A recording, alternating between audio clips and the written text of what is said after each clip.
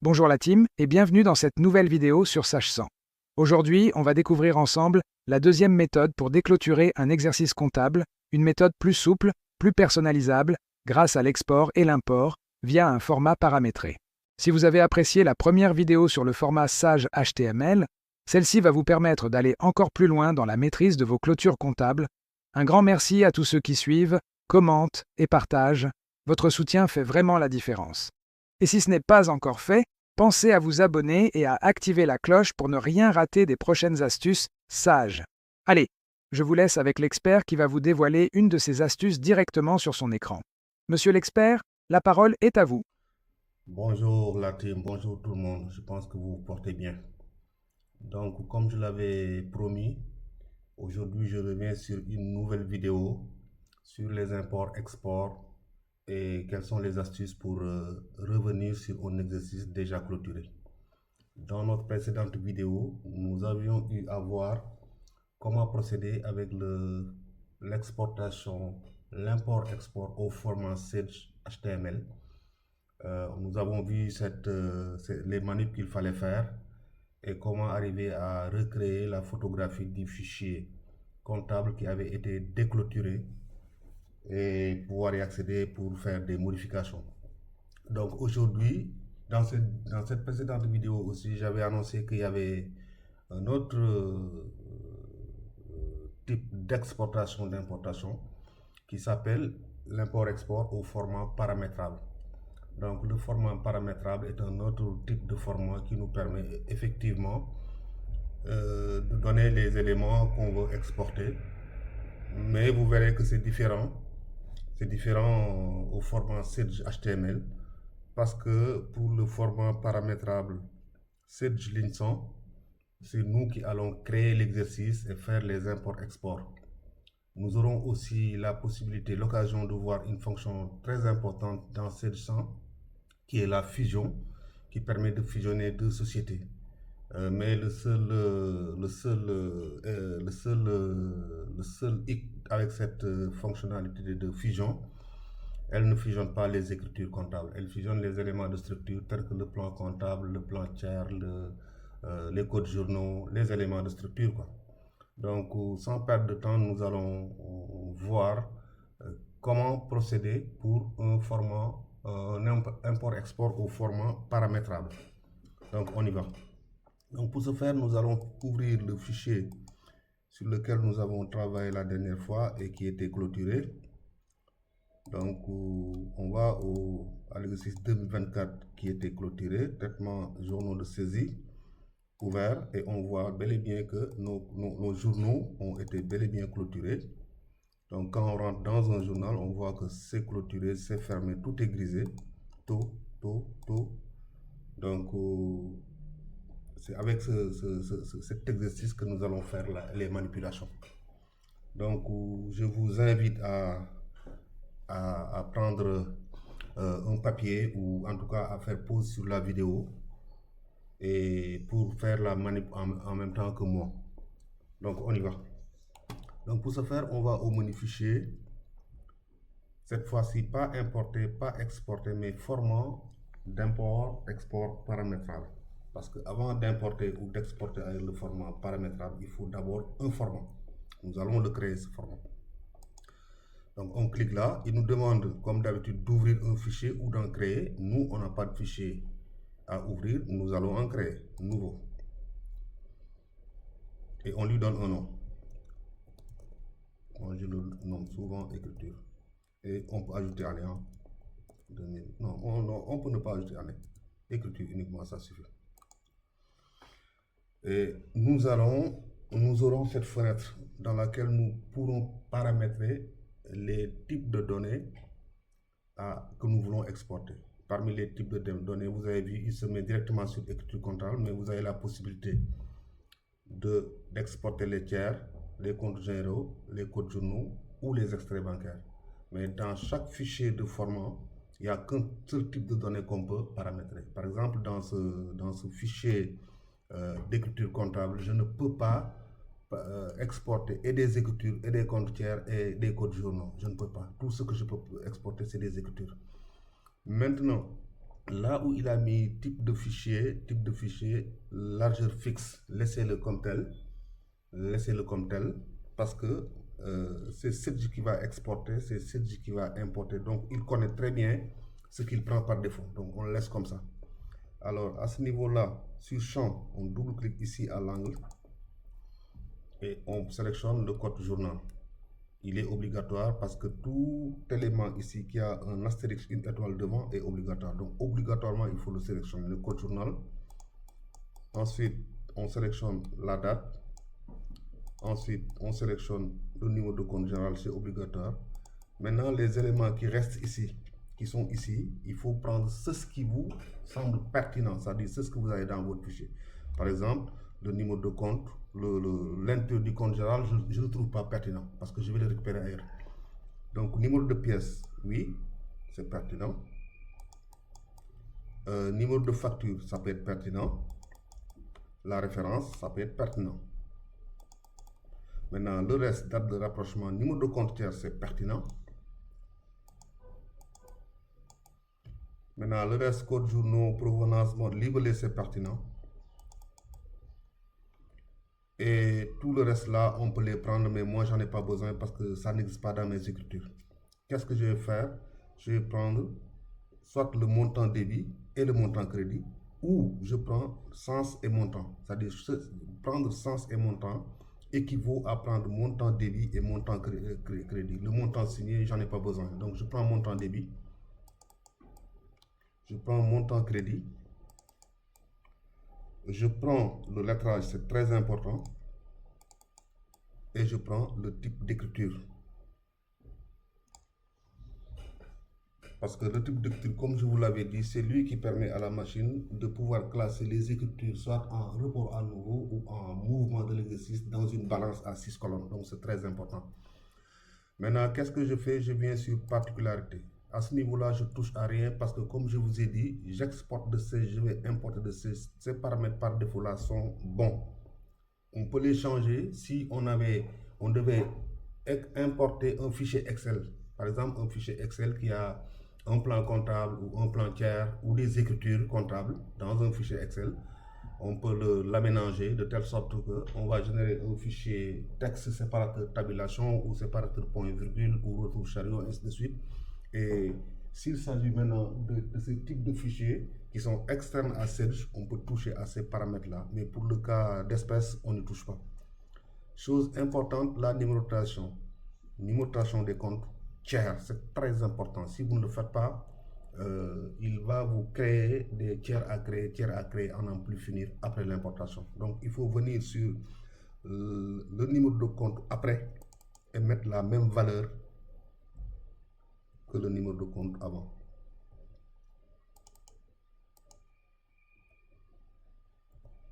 Ça, c'est très important. S'il vous plaît, ne l'oubliez pas. Et beaucoup de gens l'oublient. Je valide par OK. J'ai créé mon fichier d'import-export paramétrable. Qu'est-ce que je vais faire? Je vais exporter maintenant. Pour exporter, assurez-vous d'être dans l'exercice que vous voulez exporter. Pour nous, c'est 2024. On va au menu fichier maintenant. Exporter format paramétrable. Cette fois-ci, pas format HTML, mais format paramétrable. Il va nous demander le fichier d'export. C'est le fichier qu'on avait précédemment créé. On l'ouvre. Il va nous demander le fichier dans lequel il va mettre les écritures. On va lui dire mettre dans écriture «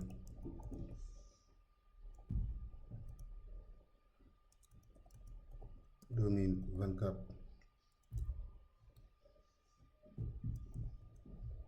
paramétrer, param pour dire paramétrer, pour le dissocier de celui-là, et j'enregistre.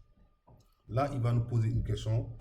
Nous sommes en train d'exporter les écritures d'une année entière. Nous avons sélectionné l'année, elle est là, 2024. Donc, à ce niveau-là, on valide par OK uniquement. Si vous avez maintenant un fichier qui a beaucoup d'écritures, le traitement va prendre du temps. Mais je sais que ce fichier-là n'a pas beaucoup d'écritures, donc le traitement, c'est fini. Qu'est-ce que je fais? Je vais vous montrer. Donc, vous avez vu notre fichier, il est là. Il est là. On va l'ouvrir pour voir comment il se présente. Voilà. Donc vous avez vu, nous avons ici achat, les journaux, date, le numéro de, comment dirais-je, le numéro du compte général, numéro de pièce de référence, ainsi de suite, le compte tiers, le libellé. N'essayez pas de comprendre, c'était juste pour vous montrer comment est architecturé le fichier d'import-export au format paramétrable. Maintenant, voyons le fichier, le même fichier d'import-export pour la même exercice, pour le même exercice plutôt, au format Sedge HTML. Vous avez vu, c'est des fichiers qui sont typiquement différents, ils n'ont rien de commun. Je vais vous les mettre en, comment dirais-je, pour que vous les voyez. Vous avez vu ce fichier-là.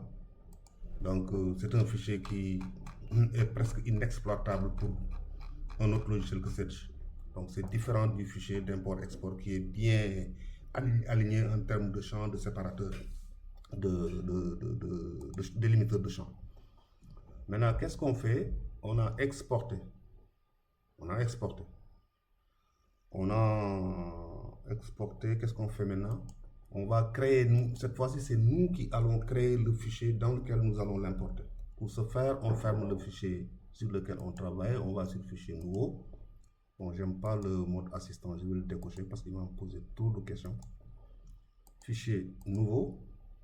Et je lui donne un nom. Je vais l'appeler par exemple formation. Je vais l'appeler formation, j'enregistre. Il va me demander la date de début, c'est bien 2024, c'est pas 2025. 2024. Je valide. Là, je viens, je mets la raison sociale, l'activité, format juridique, capital, je peux mettre mon capital. Ça, c'est des données que les gens ne mettent généralement pas. Un commentaire, une adresse, Dakar, complément code postal, je mets le code postal si je veux. Vous connaissez cette routine-là, les gens ne remplissent pas le plus souvent. Et je vais à monnaie, ce qui est très important. Là, je vais changer pour éliminer les virgules. Voilà, je les élimine et je mets un séparateur. Je pense qu'il est déjà là. Et je valide par OK. Attention, je dis oui. Je ferme. Ma société est là, mais vous avez vu, quand je vais au menu structure plan comptable, j'ai rien. Structure plantière, j'ai rien. Structure code journaux, j'ai rien. C'est là où maintenant la magie va s'opérer avec la fonctionnalité, comment dirais-je, fusion. Qu'est-ce que je fais pour ne pas avoir à me casser la tête pour recréer les comptes, les codes journaux et consorts? Je vais au menu traitement et je vais à fusion. Où est-il encore? Traitement ou structure? Structure fusion, autant pour moi. Structure fusion. Alors, vous avez vu là, il m'a ouvert, à ce côté-là, il a ouvert le dossier sur lequel je travaille. Ce côté-là, il n'a rien ouvert. C'est là où je vais ouvrir le fichier à partir duquel je vais récupérer les éléments. C'est un fichier comptable. Mais il faut que ce fichier-là soit au préalable fermé, qu'il soit libre. Je fais comme ça et je l'ouvre, ma société. Vous avez vu, il m'amène tous les éléments qui sont dans la société. Qu'est-ce que je fais? Je sélectionne, il a sélectionné le bon élément, plan comptable. Je viens là, je fais tout ajouter. Oui, oui, il me les ajoute dans mon nouveau fichier que je viens de créer. Je viens là, plan analytique, j'en ai pas, reporting, j'en ai pas, plan tiers, j'en ai. Tout ajouter. Il les ajoute. Je viens là, je prends collaborateur, j'en ai pas, tout ça, j'en ai pas, code journaux, j'en ai. Tout ajouter. Ensuite, je ferme. Je ferme. Maintenant, quand je viens au menu structure, plan comptable, la magie s'opère. J'ai tous mes comptes généraux. Structure, plan tiers, j'ai récupéré mes tiers. Structure, code journaux, j'ai récupéré mes codes journaux. Je ferme. Donc, j'ai mon fichier que j'ai créé devant vous. J'avais déjà créé un fichier d'import-export paramétrable et j'avais exporté. Qu'est-ce que je fais maintenant? Je vais au menu traitement, journaux de saisie, et vous verrez que quand je vais sur ouvert, aucun journal n'est ouvert, donc il n'y a aucune écriture. Je suis en 2024, je vais au menu fichier, importer format paramétrable. Là, il me demande d'abord le fichier de liaison. C'est le fichier que j'avais créé. Je lui dis, c'est ce fichier-là qui sera le mock-up de l'importation. Voilà. J'ouvre. Et là, il me demande le fichier à importer. Je sélectionne ce fichier-là. Et je n'oublie pas de cocher importer le lettrage, appliquer la numérotation du fichier comptable. Et je fais ouvrir. Si vous aviez beaucoup d'écriture, ça va prendre du temps, mais là, je sais qu'il a fini, il a tout importé. Quand je vais au menu traitement, journaux de saisie, vous verrez que, ouvert, il m'a importé toutes mes écritures qui étaient dans le fichier clôturé. Il me les a importés et il les a tous déclôturés. Les journaux sont, vous voyez vous-même, les journaux sont tous déclôturés. Donc voilà, ça c'est des astuces qu'il faut comprendre, qu'il faut maîtriser. Mais vous avez vu qu'il ne m'a pas créé 2024. Donc ce sera à moi de créer 2024 et d'aller importer 2024.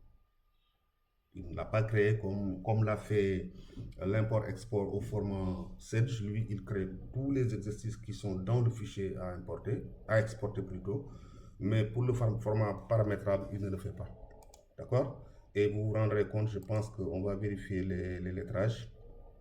Le plancher, est-ce qu'il a amené les lettrages? Je pense que c'était ce client-là. Gérer. Écriture lettrée. Voilà, il les a amenés. Il les a amenés. Cette écriture-là, je pense qu'elle est bel et bien lettrée.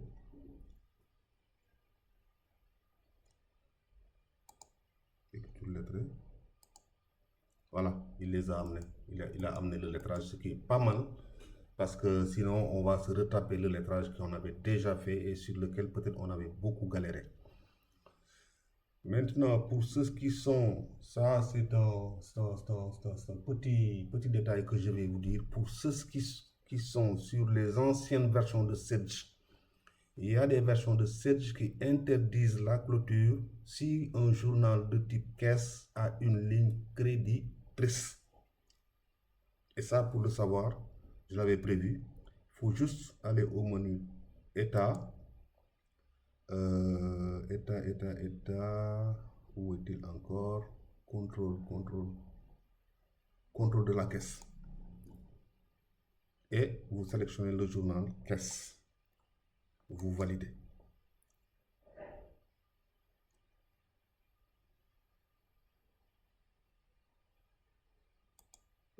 Et vous faites aperçu avant impression.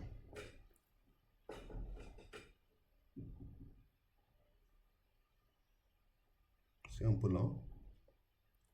Voilà. Et dans cet aperçu avant impression du journal de caisse, on se rend compte que à ce niveau-là, la caisse a été créditrice. Parce que, effectivement, on a un 250 000, d'accord, et on a réglé un fournisseur, mais certainement avec l'argent de ce client-là. Donc, qu'est-ce qui s'est passé? Le comptable a passé cette opération de règlement avant de passer cette opération d'encaissement. Ce qui fait que le compte a une ligne qui est créditrice. Et certaines versions de cette jeu refusent catégoriquement la clôture s'il y a une seule ligne qui est créditrice sur le solde progressif. Même si le solde global est positif, comme vous le voyez ici, il y a des versions de Sedge qui refusent de clôturer. Et si cela vous arrive, C'est simple, il faut juste aller au menu structure, plan comptable, repérer le journal de caisse, le compte caisse, comme ça. Et sur nature de compte, vous le changez. Vous mettez capitaux ou stock. Vous mettez aucune, voilà, mettez aucune. Mettez aucune validée. Lorsque vous irez pour refaire votre, comment dirais-je, clôture, ça va passer. Et ça ne change rien sur les écritures. Donc voilà les astuces que je voulais partager avec vous, la team. Donc n'oubliez surtout pas de laisser en commentaire vos questions. Nous allons interagir et Inch'Allah, on va vous proposer d'autres vidéos, d'autres contenus qui seront vraiment dans la dynamique de vous faire découvrir les astuces cachées dans Sedge100 que nous avons eu à rencontrer et à résoudre. Merci beaucoup. Donc, prenez soin de vous et abonnez-vous, commentez, likez, soutenez la communauté. Je vous remercie et à bientôt pour une prochaine vidéo de vos astuces. Merci d'avoir regardé cette vidéo. En description, vous avez le plan comptable Syscoa, révisé à télécharger gratuitement sous le format Excel ou PDF, ou encore les deux. Je vous donne rendez-vous pour la suite.